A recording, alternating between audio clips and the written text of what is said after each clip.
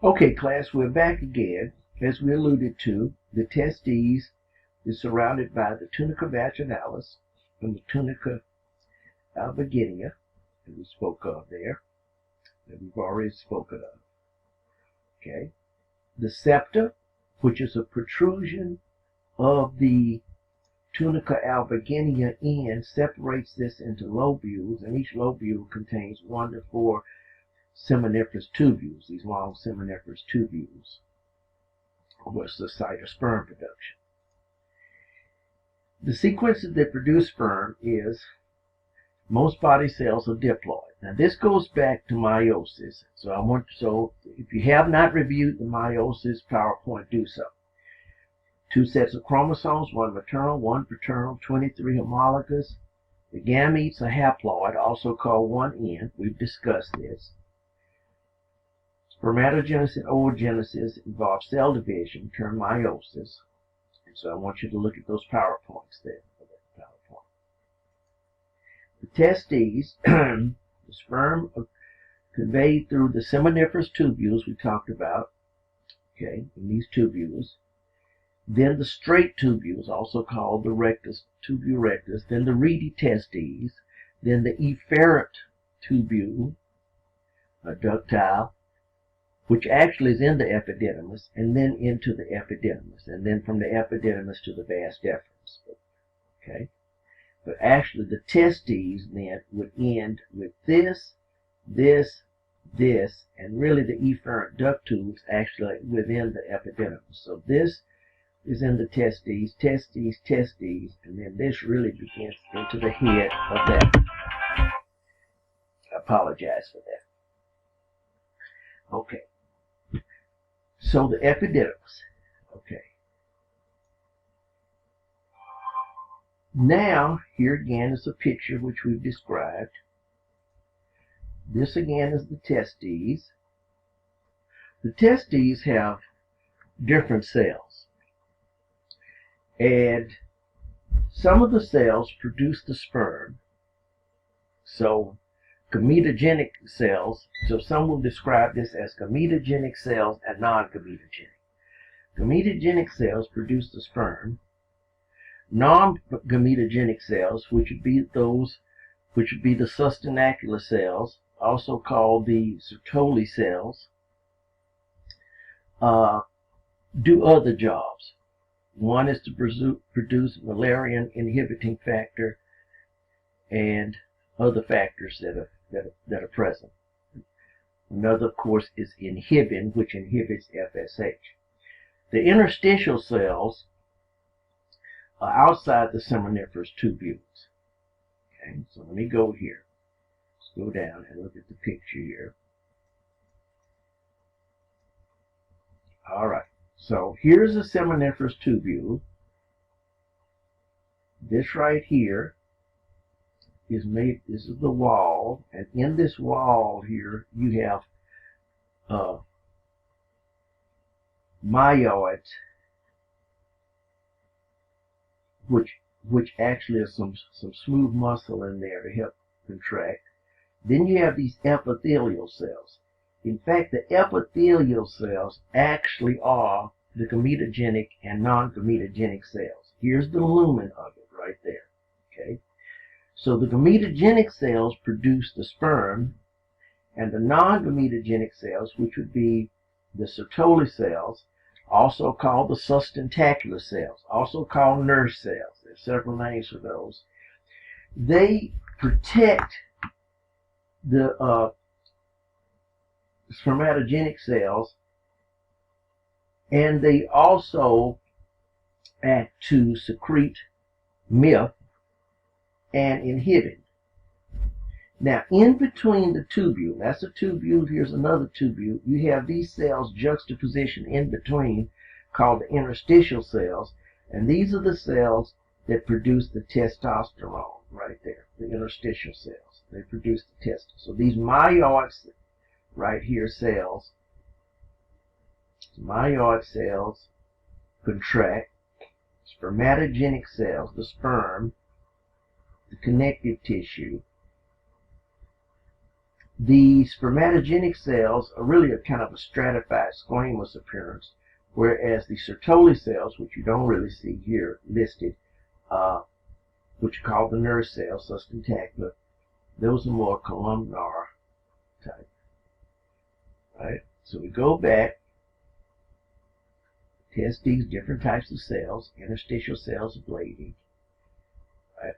We discussed this earlier, and this happens to do with the embryological. The Wolffian system is the male, the Mullerian system is the female, and based upon the SRY gene producing testes determining factor, in addition to testosterone, because what you're trying to do is produce MIF. MIF would inhibit Mullerian and generate Wolffian. Remember, we all developed down the female line until the testosterone and MIF come in, which essentially nullify the female line, which would be the Mullerian.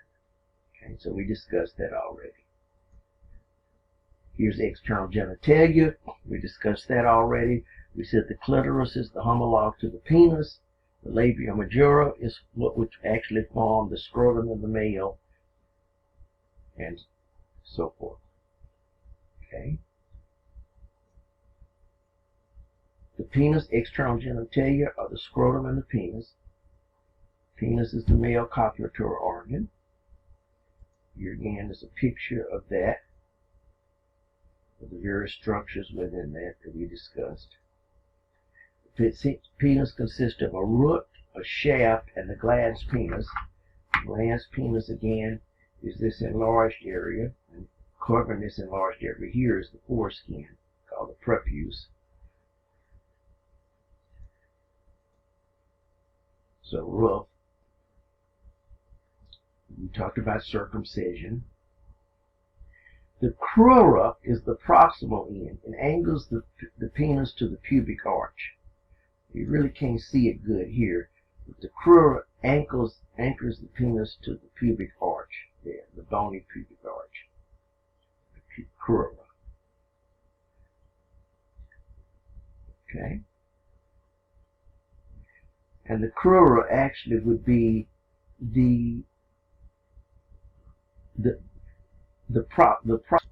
crura again is the proximal part of the tunica albuginea, and there you have an ischiocavernosus muscle that helps to anchor the pubic arch to the bony pelvis there. All right.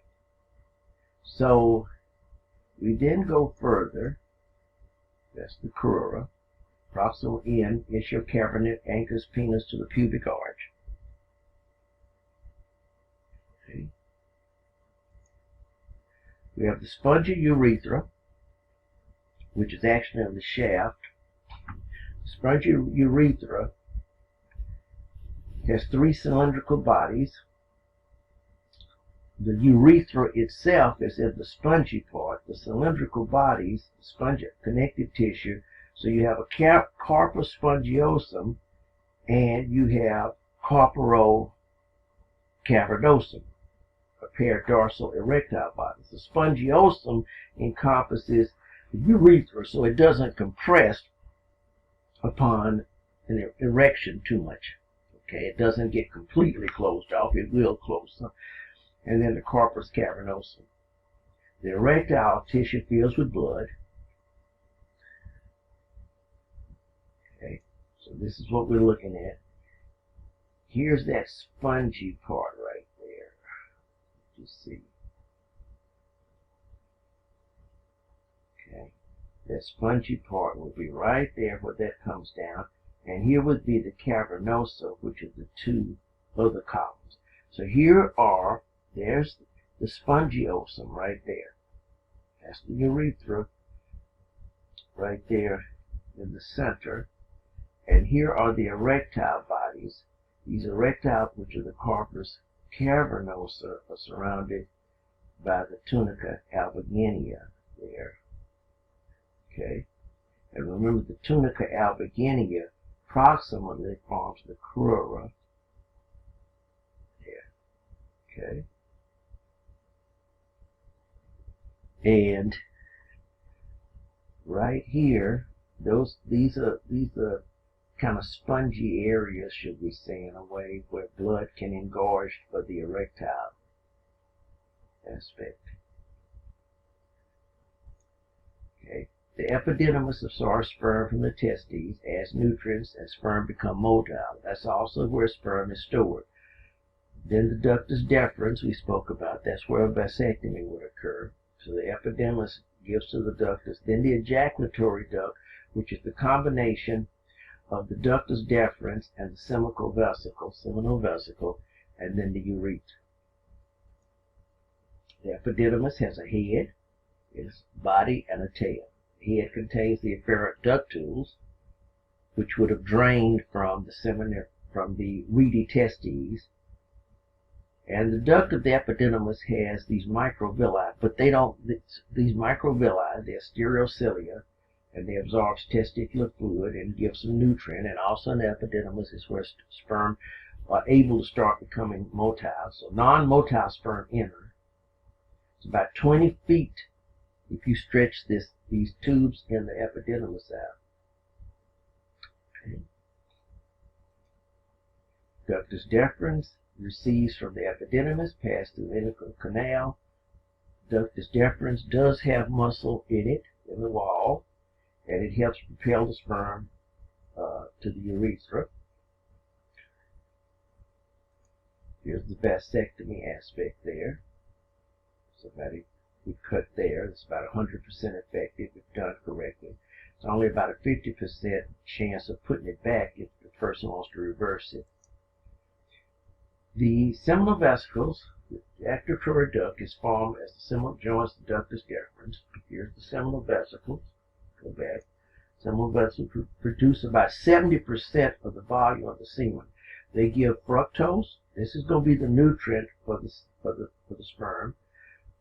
Ascorbic acid, vitamin C, coagulating enzyme, vesiculase. This coagulates the semen. So when the semen is put into the female, it coagulates to stick to the side wall of the vagina until the sperm can become somewhat motile, because they aren't quite as good motile.